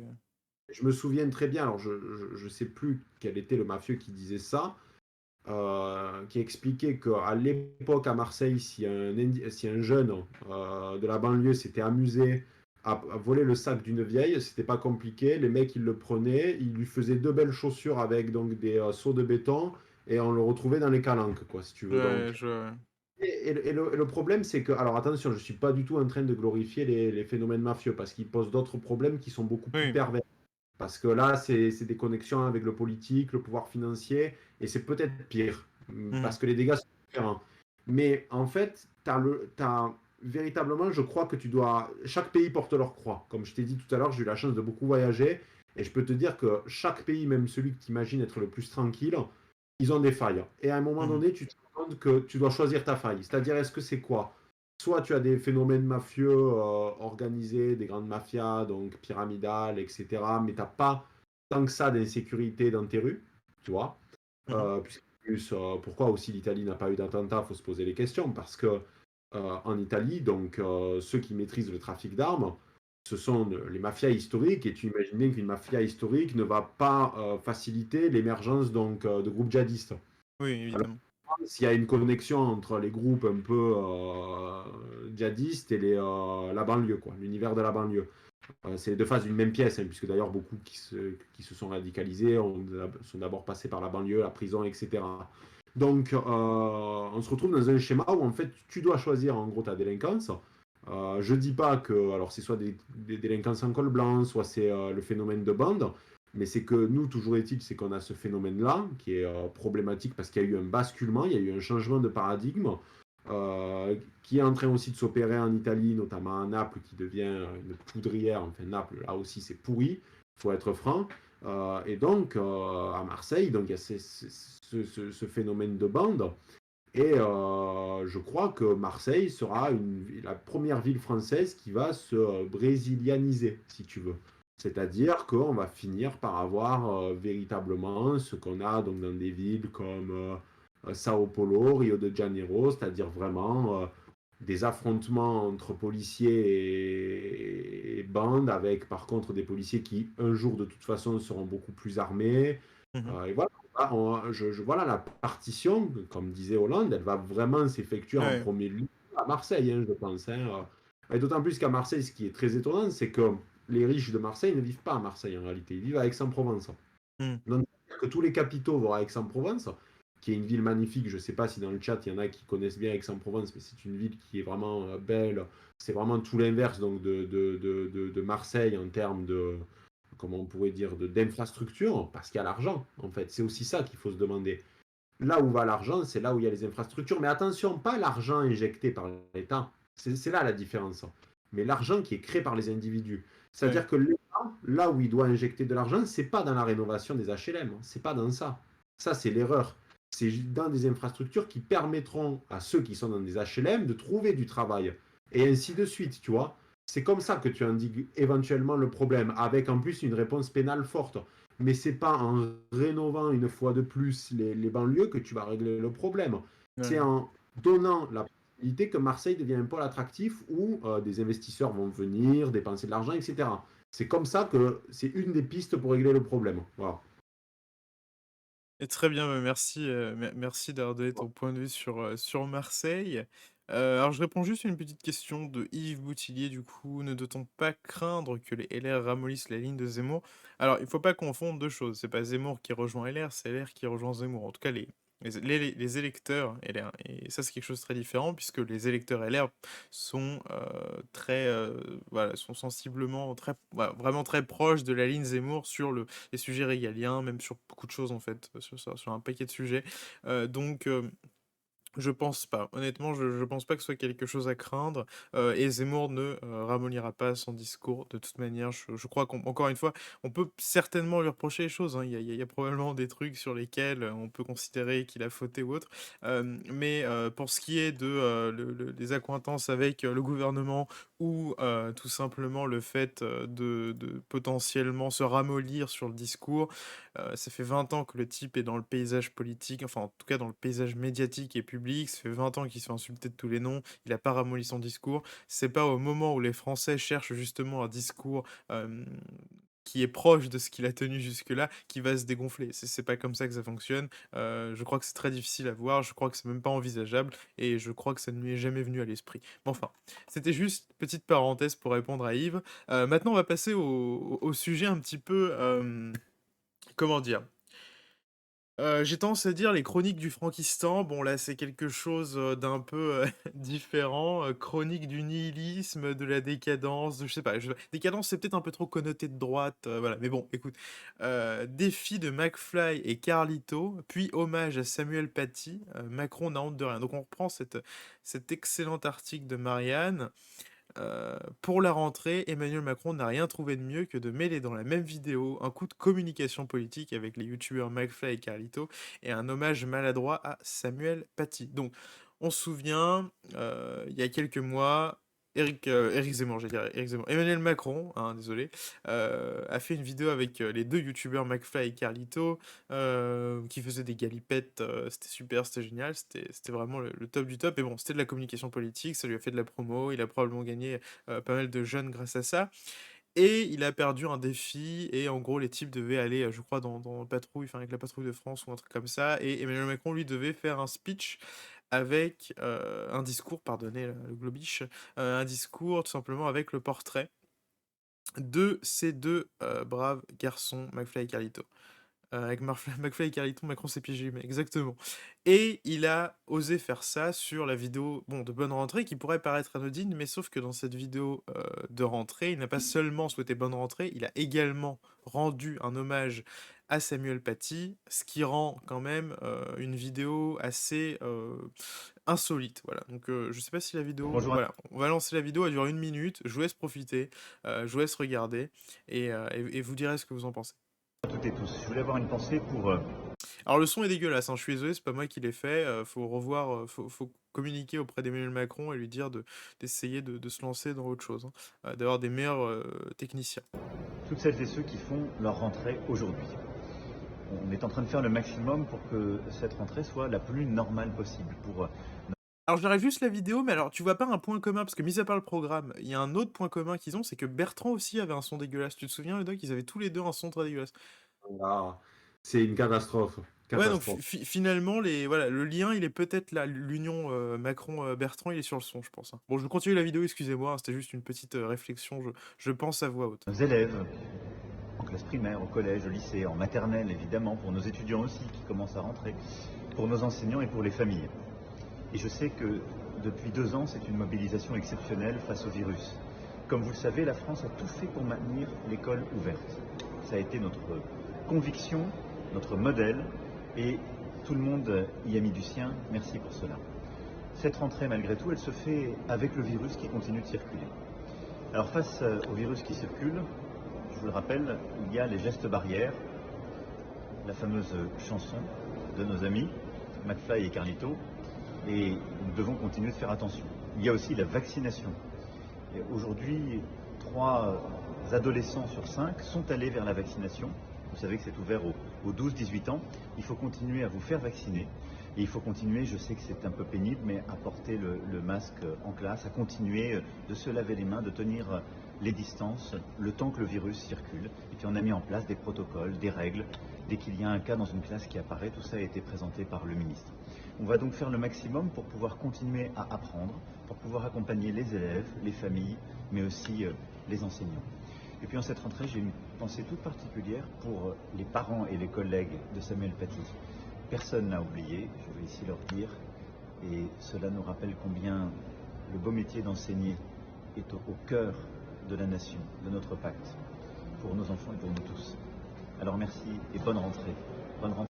Alors non, c'est pas un sketch, non, c'est pas un montage, mais par contre, alors la vidéo a quand même, finalement, je veux dire, le bienfait de nous montrer, finalement, tout ce qui déconne en 1 minute et 54 secondes. C'est-à-dire qu'on a, bon, un président, qui fait sa communication, tout ce qui est le plus basique, on va dire, qui te parle évidemment de la crise, donc sanitaire, qui te montre finalement son niveau, de désacralisation, on va dire, et qui te montre qu'au final, il peut, je veux dire, son message présidentiel peut être complètement brouillé par une photo de 2 youtubeurs qui font des blagues nazes sur YouTube, heu et il te parle ensuite de, la décapitation de Samuel Paty en te faisant un hommage certes, mais, tout ça dans une seule et même vidéo.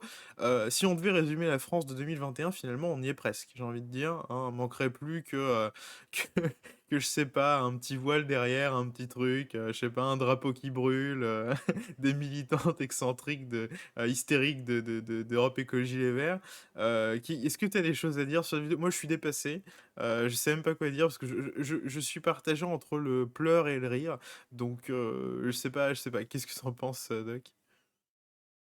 Alors, plusieurs choses donc sur la vidéo d'Emmanuel Macron pour la rentrée. Bon, déjà, on est sur la suite logique de la désacralisation de la fonction présidentielle qui avait déjà donc commencé avec la vidéo du concours d'anecdotes qui visait donc à plaire à un électorat plutôt jeune. Donc là, c'est la suite logique, c'est normal, on va dire.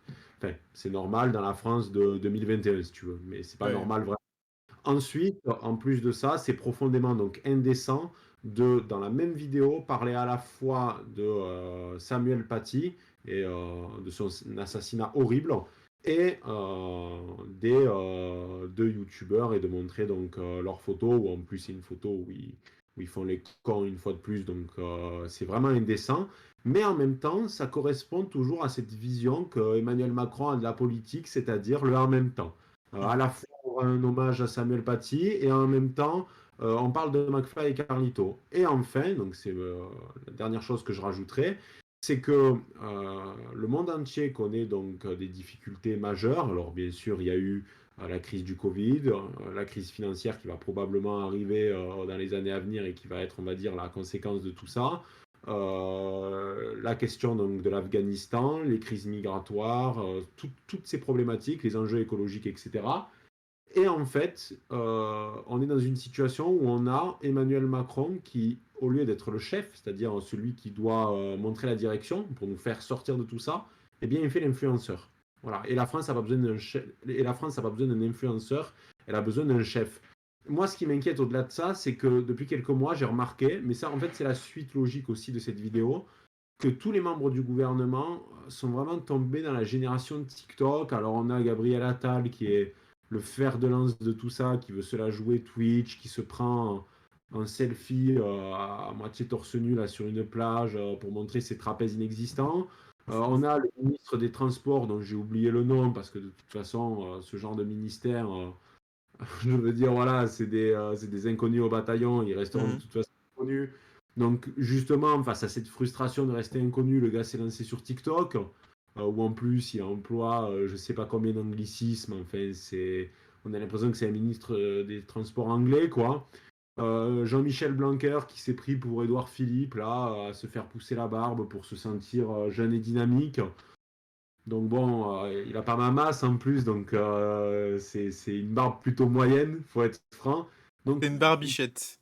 et alors je finirai par une vidéo que j'ai trouvée, mais le summum du malaise, mais qui, on va dire, fait partie de toute cette galaxie-là, qui est la vidéo de rentrée d'un des enfants, donc de Bruno Le Maire, où en fait, tu vois Bruno Le Maire se filmer en gros plan. Alors déjà, il faut que vraiment ils apprennent un truc, c'est apprenez-vous à vous filmer, les gars. C'est-à-dire que vous êtes ministre, vous avez fait l'ENA et vous ne savez pas cadrer une vidéo. Si vous voulez, on peut vous apprendre. On est là, on connaît un petit peu YouTube, on peut vous montrer déjà comment cadrer. Pareil, tu sais, tu as l'impression que c'est tes parents quand ils t'appellent en FaceTime. Ouais, Tu c'est sais, comme ça. ils ont toujours cette tête avec le nez, tu sais, comme ça. Le nez collé à l'écran, comme ça. Est-ce que tu vois? C'est ça. Je t'ai envoyé du pâté, hein. Ouais. Le côté inverse, c'est-à-dire que tu as deux styles de parents, tu as celui qui est comme ça avec le téléphone et celui qui est comme ça, en gros. Et là, Ouais. tu as le maire avec sa bibliothèque derrière qui est là. Mon petit bonhomme, t'as fait ton sac, t'as pris ton stylo. Et tu vois, même le gamin est mal à l'aise. Moi, je suis le fils de Bruno Le Maire, j'ai qu'une hâte, c'est d'aller en cours, hein. Je te le dis, quand t'as un père comme ça, moi, les malaises qu'il me met, tu sais, c'est le genre de père, quand il te pose à l'école, tu lui demandes, pose-moi à 2 rues de là, parce que j'ai pas Ouais, envie c'est ça. J'ai pas envie que. Non, tu m'accompagnes, papa. C'est pas possible. Voilà, donc tout ça, en fait, cette espèce de mode de ministre influenceur, je ne suis pas contre le fait que les ministres soient sur les réseaux sociaux parce que je pense que ça peut être des bons outils pour recréer une connexion avec la population. Mais là, force est de constater que ces outils sont mal utilisés, une fois de plus, parce que c'est aussi pas la génération, c'est-à-dire qu'il y a un choc des civilisations. C'est maladroit, c'est mal fait, et c'est ridicule, quoi, c'est risible. Et j'en suis sûr qu'ils pensent qu'ils sont trop frais. C'est-à-dire qu'ils sont trop forts, ils sont jeunes, ils sont dans l'air du vent l'air du temps, pardon, parce que en Ouais. gros, ces vidéos-là, mais c'est risible, c'est risible. Enfin bon, Alors, ça. on va continuer dans la communication pétée, puisque, bon, présidentielle 2022, Arnaud Montebourg se déclare candidat. Alors bon, donc non seulement on cherche un technicien, un ingénieur du son pour Emmanuel Macron, on recherche un cadreur pour Bruno Le Maire, mais on recherche aussi je sais pas, une agence de communication, quelque chose, pour Arnaud Montebourg qui n'a pas trouvé d'autres, je sais pas, slogans. Donc je sais pas si c'est un slogan, c'est son truc, le nom de sa campagne, de son mouvement, qui s'appelle la remontada. Alors bon, évidemment, en termes footballistiques, hein, je crois, c'est quelque chose. Moi, je suis une tanche en football, hein, donc je suis navré. La remontada, donc remonter ensemble la France, nous le pouvons. C'est pour cette tâche difficile, mais magnifique, audacieuse, mais nécessaire, que j'ai décidé de présenter ce jour aux Françaises et aux Français ma candidature à la présidence de la République. Alors bon, c'était dommage, puisque, puisque, bon, la candidature en soi, bon d'accord, si tu veux, il n'y a pas de souci, l'hostilité à Arnaud Montebourg, il y a des choses, on peut, comment dire, s'entendre, je pense, sur quelques sujets, même si, encore une fois, il y a beaucoup de choses qui se disent sur Arnaud Montebourg, qu'au final, il n'a pas été si réglo que ça, il n'est pas si souverainiste que ça. Mais bon, là, son message est complètement brouillé. Et son site est assez comique aussi, hein, donc évidemment, la remontada de la France. Donc il insiste, hein, vraiment, il faut que vous le mangiez, il faut que vous le digériez, la remontada. C'est son truc, ça va être son truc. Donc soutenez la remontada. Donc c'est partout, évidemment, hein, agence de communication. Et il y avait ces fameux extraits du discours d'Arnaud Montebourg où il reprend les propositions en reprenant remontada, parce qu'il faut que ça rentre. Voilà. La remontada industrielle, proposition première proposition. Deuxième proposition, la remontada des salaires, évidemment, hein.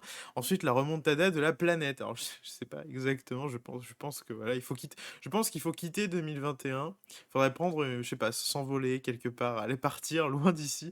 La remontada des territoires, la remontada républicaine. Donc voilà, donc c'est une très jolie façon de dire que la République est en danger. Bon, est-ce qu'il y a des choses à dire là-dessus, le doc? La remontada, t'aimes bien le foot peut-être? Je sais pas. Est-ce que tu suis beaucoup l'actualité sportive et Alors, je footballistique? regarde pas le foot, mais en fait, l'utilisation donc d'Arnaud Montebourg du terme remontada, qui vient du milieu du sport et donc footballistique, c'est une volonté de faire le populiste un peu à Ah, deux c'est francs. démago à 2 balles, quoi, alors. C'est-à-dire que penser que tu vas être proche du peuple juste parce que tu vas faire une référence au monde du foot, c'est vraiment prendre les Français pour ce qu'ils ne sont pas. Alors moi, je dénigre absolument pas le foot, mais ce que je veux dire, c'est qu'on on voit bien que là encore, une fois de plus, ça prouve une déconnexion entre ces gens-là et le peuple. C'est-à-dire que qu'est-ce qui se dit donc Montebourg? Parce qu'il y a pensé ce genre de choses, c'est calculé, millimétré, etc. On ne choisit pas Remontada pour rien. Donc Remontada, comme tu as dit, ça vient du milieu du foot. Donc le but, c'est d'attirer une partie de la population qui, on va dire, plus populaire. C'est pas du Mmh. tout une Ouais. volonté de Non, si, dénigrer. t'as raison, tu raison. C'est un fait. C'est un fait. Le football est un sport populaire dans tous les sens du terme, c'est-à-dire à la fois populaire parce qu'il est connu, mais populaire aussi parce que il attire Les une classes partie de la population. populaires regardent, la coupe du monde, ça fait des voilà, tout le monde regarde. Non pas encore une fois. Mmh. Mais en fait, voilà, on voit que c'est maladroit, c'est mal amené, utiliser remontada dans ce milieu-là, ça ne colle pas, ça ne marche pas. Comme tu as dit, c'est un faux souverainiste parce qu'à un moment donné, tu peux pas être souverainiste, mais avoir été dans un parti qui a toujours validé la construction européenne, puisqu'on sait que la construction européenne a complètement détruit le souverainisme. Donc à un moment donné, il y a quelque chose qui cloche, il y a une dissonance. Tu peux pas en fait, va dire, allier les deux, c'est pas possible. Donc ça, c'est du souverainiste en carton-pâte, papier mâché, c'est pas intéressant. Que tu ailles dire que par exemple un homme comme Philippot est souverainiste, moi je te dis oui, puisque il a des positions qui sont malgré tout logiques, qu'on l'aime ou qu'on l'aime pas. Mais on va Ouais. dire il y a une logique dans sa pensée. Donc là, Mmh. c'est en fait, voilà, il est hors jeu. Tu vois, moi aussi, je vais me la jouer un peu football. Il est hors jeu, pourquoi? Parce qu'il utilise un terme pour se la jouer populaire alors que ça ne marche pas. Il est hors jeu parce que cette thématique de la remontada, et en plus, c'est dépassé. Enfin, tu sais, on a l'impression qu'on est, je ne sais pas comment expliquer, dans des campagnes des années 70 dans le village du coin. Quoi. Ça ne marche Ouais, pas. c'est absurde, ouais. C'est absurde complet. J'en suis sûr qu'il croit qu'il est trop intelligent d'avoir sorti ça. À mon avis, il est très fier. Et en plus de ça, ce qu'il faut comprendre, c'est que Montebourg est une personnalité qui a un ego mais surdimensionné. C'est-à-dire qu'attention, en politique, il y a toujours un prérequis d'avoir un minimum d'ego parce que tu vas pas en politique si tu n'as pas d'ego.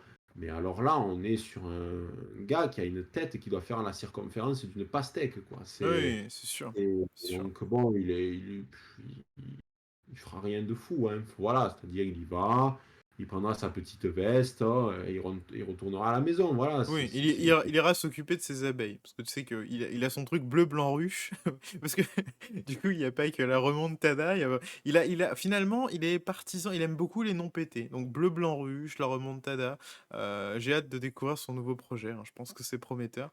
Euh, mais pour lui, ça sera carton rouge. Voilà, si vraiment voilà, carton rouge, voilà, on insiste, on pousse dans- on est dans une volonté d'employer le champ lexical du football ce soir.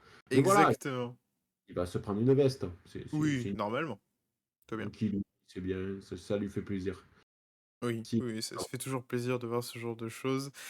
Alors, là, on s'en va un petit peu plus loin, on va en Californie, puisque la Californie, donc on va dans la rubrique délire woke, hein, vous savez, les woke, les éveillés, je rappelle, pour ceux qui ne sont pas familiers avec le mot, qui sont, comment dire, bah, l'extrême gauche, hein, la gauche radicale, la gauche un petit peu qui souhaite censurer, voilà, comment on pourrait la définir, cette gauche woke, tiens, le doc?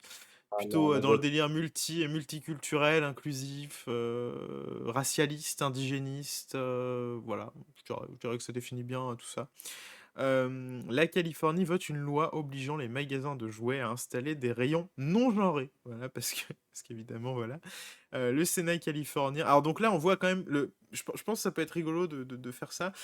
D'un côté au Texas, ils reviennent sur l'avortement, et de l'autre côté en Californie, ils font des magasins pour installer enfin, ils votent des lois pour obliger les magasins à installer des rayons non genrés pour les jouets. Donc il y a vraiment, finalement, si on voulait un petit peu une espèce de sécession, une espèce de rupture entre les Amériques, là on l'a, hein, je pense, dans l'actu de la semaine. Donc le Sénat californien vient de voter une loi obligeant les magasins de jouets à mettre en place des rayons non genrés qui ne fassent pas référence au public cible supposé des jouets vendus, rapporte le Figaro.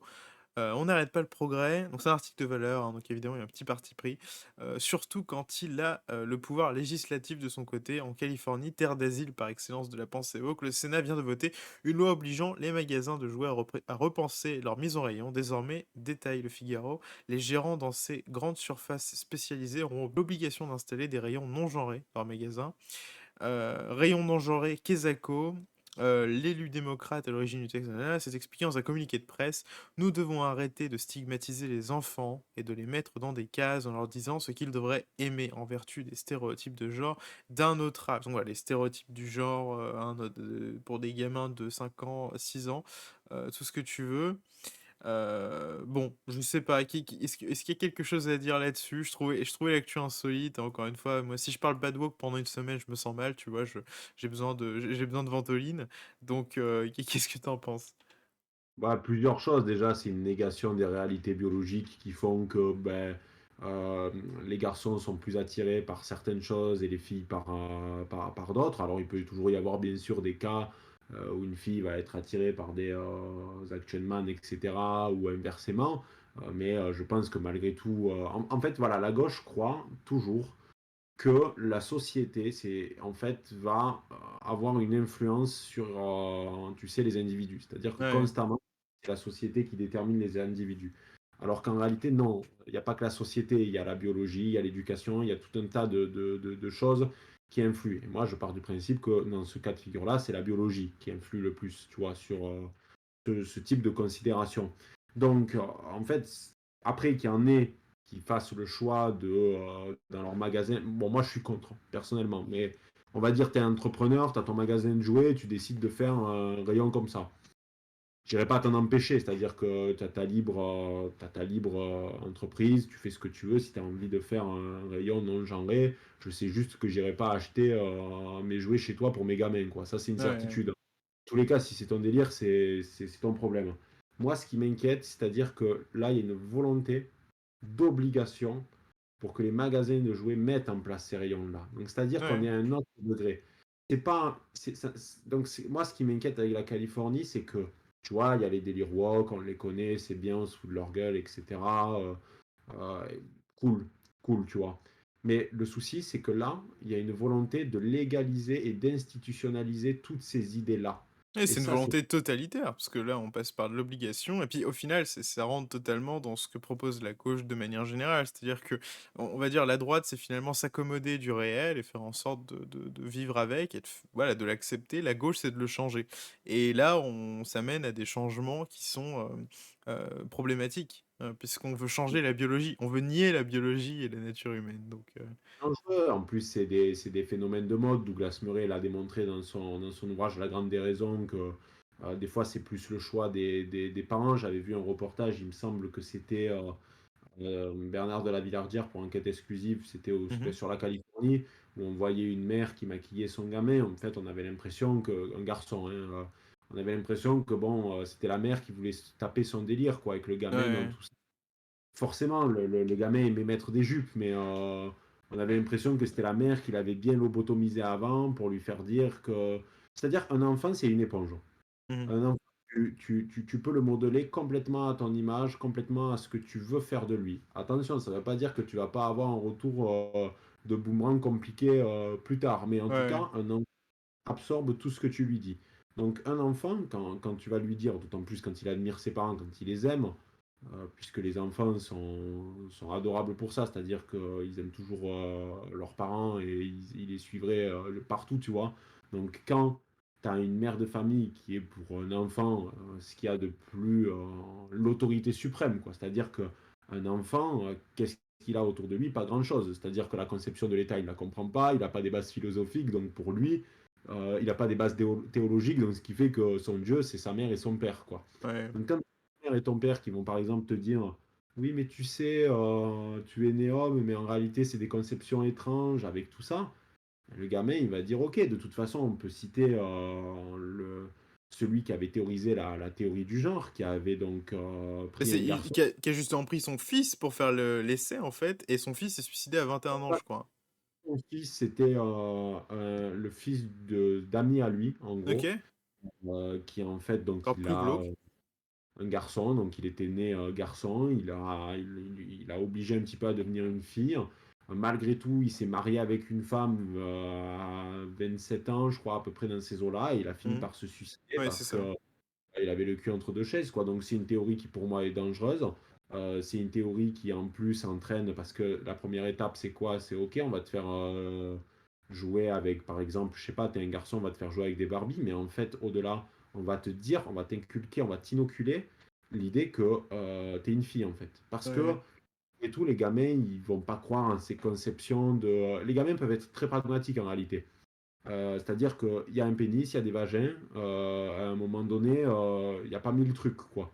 Donc, c'est-à-dire qu'un gamin, un garçon par exemple, à qui tu feras jouer à qui tu lui feras jouer à des Barbies que tu vas maquiller, etc., en fait, tu vas le féminiser malgré tout. Parce que le Ouais. carcan de la société fait que malgré tout, tu veux le faire ressembler à une femme, tu vois. Et donc, qu'est-ce qui va se passer? Au bout d'un moment, il va y avoir une volonté de changer de sexe. Donc, il ne faut pas nous faire croire que le projet, c'est juste de dire aux gens, vous êtes né homme, mais dans votre tête, vous pouvez être femme. Non, parce que les choses ne se passent pas comme ça. C'est pas à la société de se plier au délire des gens. Je suis Mmh. désolé. Douglas Murray l'explique très bien dans La Grande Déraison. Il y a des individus qui sont atteints de intersexuation, qui fait que de naissance, voilà, ils ont des organes génitaux qui sont difficiles à déterminer, donc les médecins sont obligés un petit peu de trancher, parce que même au niveau des chromosomes, des fois, c'est pas toujours ça, donc il y a vraiment des cas cliniques qui sont très compliqués. Je pense que l'État doit accompagner et aider ces gens-là, mais c'est Mmh. quoi? C'est un pour, Ouais, ça représente que dalle au niveau de la population, quoi. Tu peux pas ouais, prendre l'État des doit. politiques globales pour ce genre de choses, quoi. Le problème, c'est que, comme tu as dit tout à l'heure, il y a une volonté totalitaire. C'est-à-dire que Ouais. demain, tu es gérant d'un magasin de jouets, tu valides absolument pas ces théories, on va t'imposer de mettre ce genre de rayon. Et moi, je trouve que c'est extrêmement grave. C'est-à-dire que moi, je n'irais pas imposer, par exemple, un gars qui tient un magasin de jouets en lui disant, ben, tu vois, tu as fait un rayon engendré, enlève-le, sinon on ferme boutique et c'est grosse amende. Et là, pourtant, qu'est-ce qu'on voit? On voit que c'est l'inverse de l'autre côté. Ouais. Donc, non, je suis très inquiet de ces dérives-là. Et puis, vu qu'on a tendance à s'américaniser, mais avec le point de vue libéral et pas conservateur du Texas, je suis très inquiet parce que je dis toujours que analyser la Californie d'aujourd'hui, c'est voir la France de demain. Mmh. Donc, faisons très attention avec ce type de loi parce qu'elle pourrait arriver en France. Et ceux qui seraient les tenants donc, de ce genre de théorie, c'est à la fois Europe Écologie Les Verts, mais vous savez, même Macron, je pense, serait assez il ne le fait pas parce qu'encore le progressisme ne s'est pas véritablement implanté. Je pense que la France a un avantage sur les États-Unis, c'est que les États-Unis, l'Angleterre, etc., sont des pays anglo-saxons qui sont, tu sais, très basés sur l'idée du multiculturel et de la communauté. C'est-à-dire, avant de voir l'individu, on voit la communauté. On te voit toujours en fait dans une communauté. Par exemple, tu es afro-américain, ben, tu fais partie de la communauté afro-américaine. Tu vois, c'est Mmh. comme ça. En France, on n'a pas ce système-là parce que c'est la laïcité, c'est tout un tas de choses qui fait que l'État dit on ne reconnaît pas en gros de groupe. Et on ne fait pas de stat ethnique, par exemple, ce qui pour moi est une très bonne chose. Et donc, de ce fait, le progressisme, pourquoi il a réussi à énormément prendre de l'ampleur aux États-Unis? Parce que, en fait, il reconnaît justement cette idée de communauté. Tu vois, il reconnaît cette idée de faire partie de la communauté, ben, par exemple, homosexuelle, LGBT, faire partie de la communauté racialiste, tu es un racisé, etc. Tu sais, il y a toujours cette idée de communauté. Mmh. On te colle toujours une étiquette. Ouais, parce Et qu'on a aussi, détruit les valeurs traditionnelles, les structures traditionnelles, qui sont la famille, la nation et compagnie, quoi. Donc les gens essayent de trouver des semblables, puisqu'ils ont besoin, parce que l'être humain a besoin de ça. L'homme est un animal social, on va dire, et du coup cherche, à tout prix à trouver des semblables, quoi. ça, et de toute façon, je pense que même si on voit qu'il y a des grosses volontés de faire venir ça en France, je pense que ça serait beaucoup plus difficile, tu vois. C'est-à-dire que moi, je crois véritablement que la France fait partie de ces pays où, en fait, il y a malgré tout la, le moins de chances qu'il y ait cet avènement du progressisme. Alors attention, ça ne veut pas dire qu'il n'y a pas des tentatives, hein. Il y a des grosses Mmh. tentatives, on le voit tous les jours, hein. Après, il y en a qui pourraient me citer, oui, mais il y a des pays d'Europe de l'Est qui sont encore plus hermétiques, je suis d'accord. Mais la France fait partie de ces pays qui, on va dire, fait partie donc, de l'Occident de l'Ouest, donc de l'Europe de l'Ouest, et qui a, je pense, le moins de chances de succomber à tous ces délires-là, avec peut-être l'Italie aussi, tu vois. Ouais, ouais. Et de toute façon, on voit bien que malgré tout en France, grâce notamment au travail des youtubeurs, aussi à certains journalistes, etc., on est rentré dans une logique de guerre culturelle que la droite est en train de gagner de toute façon. Oui. Donc, euh, je ne pense pas que ça prendra autant. Et ce qu'il faut comprendre, c'est qu'aussi aux États-Unis, leur système fédéral ne les aide pas du tout, parce qu'en fait, ben, tu crées là aussi ce que je t'ai dit tout à l'heure, cette idée de communauté, de reconnaissance, ben, elle est même au niveau étatique. C'est-à-dire que tu as l'idée de la reconnaissance de l'État texan, tu as la reconnaissance de l'État californien, et il faut comprendre qu'un Américain, quand tu lui parles de son pays, il te dit limite d'abord, donc moi je suis texan et après je suis américain, tu vois. Il y a vraiment, les États-Unis est un pays fascinant parce que tu as à la fois les États-Unis, mais à l'intérieur des États-Unis, tu as des États qui fonctionnent comme des pays. Ouais. C'est-à-dire il y a des disparités dans certains États qui sont juste hors normes. Par C'est exemple, la quelque chose Floride. qui est totalement, hors de notre logique à nous, parce que nous, en français, on est quand même très étatiste, très voilà, comme ça. Eux, c'est vraiment un État fédéral, chacun fait ce qu'il veut, quoi, donc c'est assez ouf. C'est ce qu'avait démontré Alexis de Tocqueville donc quand de la démocratie en Amérique. Mais par exemple, Ouais. un État comme la Floride est tellement différent. Imaginons si on prenait les États-Unis, qu'on le mettait à l'échelle donc, de l'Europe, tu regardes la distance, donc, par exemple, entre la Floride et l'Arizona, tu vois. Enfin, c'est des États qui ont par exemple pas du tout la même météo, qui n'ont pas du tout le même climat, donc le même type de population. Enfin, c'est des États dans des États, donc c'est très difficile. Et d'ailleurs, le président américain a très peu de pouvoir. Donc c'est normal qu'en fait le progressisme, et d'ailleurs je pense qu'en fait il y aura des poches progressistes, c'est-à-dire qu'il y aura une vraie partition des États-Unis, voire en fait les États-Unis, je fais vite fait un petit rappel, c'est Mmh. que ça a toujours été un pays qui de toute façon été divisé.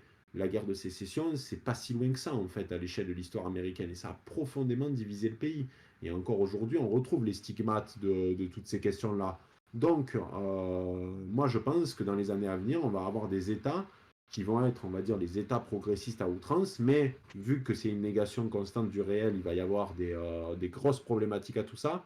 Faut savoir qu'en politique, rien n'est éternel. Et un jour, le progressisme, ça sera de l'histoire ancienne. Il y aura toujours quelques tenants, quelques abrutis pour valider ce genre de théorie, mais rien n'est éternel. Ça finira par chuter, mais c'est possible que voilà, un jour, on se retrouve avec des États américains qui seront ouvertement des États ultra progressistes, mais c'est-à-dire dans toute leur construction, quoi, tu vois, de A à Z. Ouais, on Voilà. va avoir vraiment 2 états, l'un contre eux, ça va donner des trucs assez sympas. Alors je viens de voir qu'il y a un excellent commentaire de probablement un ou une constructiviste de gauche, tiens, dans les posts Twitch, qui s'appelle Luken. «Vous avez peur pour votre pauvre masculinité. Derrière vous parlez de la société victimaire. Ah ah!»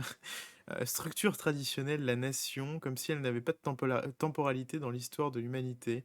L'extrême droite et le naturalisme et l'essentialisation, c'est quelque chose. Alors, la nation a été construite pour éviter, comment dire, les tribus, hein, c'est-à-dire des trucs un petit peu plus. Mais ça restait en fait une structure, mais différente, voilà. Alors, il y a des gens qui disent que ta coupe est très BG au passage, je le note, le doc. Mais. Cette gentille dame qui a l'air d'être parfaitement à l'aise et bien dans sa peau. Moi, j'ai absolument pas de problème avec ma masculinité. Je suis même très content d'être né homme. Alors après, nulle l'idée de dénigrer une femme puisque je suis nullement misogyne, mais je veux dire, je suis très bien. Il faut surtout pas croire que le féminisme met en difficulté ma masculinité, puisque de toute façon, je ne les fréquente pas et je suis bien content de ne pas les fréquenter. Donc, bon, pour répondre à cette gentille fille qui doit bien s'emmerder pour aller sur un live de Génération Z quand on est de gauche, je l'invite à prendre une petite tisane, à regarder Cendrillon de Amazon Prime avec tous ses délires qu'elle aime autant. Et je lui souhaite une excellente nuit, parce que là, ça va être l'heure de se coucher, je pense, pour elle. Et demain, il y a cours en fac de sociaux pour parler de toutes ces Des problématiques-là. Donc, constructions de hop, genre, copeaux de bois et compagnie. hop, hop, hop, on va au lit, on regarde Amazon Prime, son petit biberon Netflix, et on va à la dodo, d'accord? Parce que là, c'est les grands qui parlent, et ne crois pas qu'on est absolument gêné par notre masculinité. Moi, je l'assume entièrement, j'en suis fier, il n'y a aucun problème par rapport à ça. Mais vraiment, va te coucher parce que demain, il y a cours à la fac de sociaux, et je crois que tu as 2 heures de cours demain, donc c'est quand même une grosse Journée journée. difficile. Ouais, faut prendre son café Starbucks le matin et puis voilà quoi, parce que sinon c'est compliqué. Fais un petit tweet pour dénoncer le méchant patriarcat. Fais tourner la capsule, ça nous fera des vues. Donc, mais voilà, faut aller se coucher maintenant. Tu as 2 heures de cours demain, c'est une grosse journée. Donc, voilà. Voilà. Voilà. Donc si Voilà. on a d'autres qui veulent débattre constructivisme, bah, écoutez les mecs, voilà quoi. Bon, on va terminer sur un sujet un peu léger. Alors je voulais parler vite fait. Je vais le voir très vite fait, mais je vais surtout faire du teasing finalement pour la prochaine revue de presse parce que c'est un truc qu'on va compter dedans, c'est obligé parce que je me le suis tapé juste avant de venir pour la revue.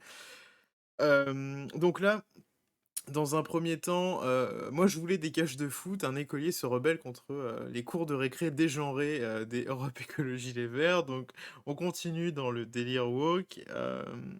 Voilà. Alors les cours de récré dégenrés, est-ce que tu as une passion pour ces cours de récré dégenrés, le doc? Encore, Non? comme je t'ai dit tout à l'heure, les enfants sont pragmatiques. Voilà.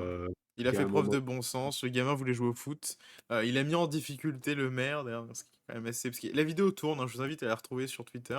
Elle tourne partout. Je veux dire, il est gêné de la situation. On voit que il n'a pas les épaules de toute façon pour cette fonction et ça va être compliqué pour lui dans les mois à venir, je pense, parce que il va complètement détruire la ville de Lyon. Mais bon, écoute, il faudra la reconstruire, mais c'est pas grave. Mais Oui, oui. voilà, là, c'est vraiment l'affrontement entre le réel sans filtre, parce qu'en plus, ce qui m'a fait beaucoup rire, c'est que cet enfant ne met absolument pas les formes.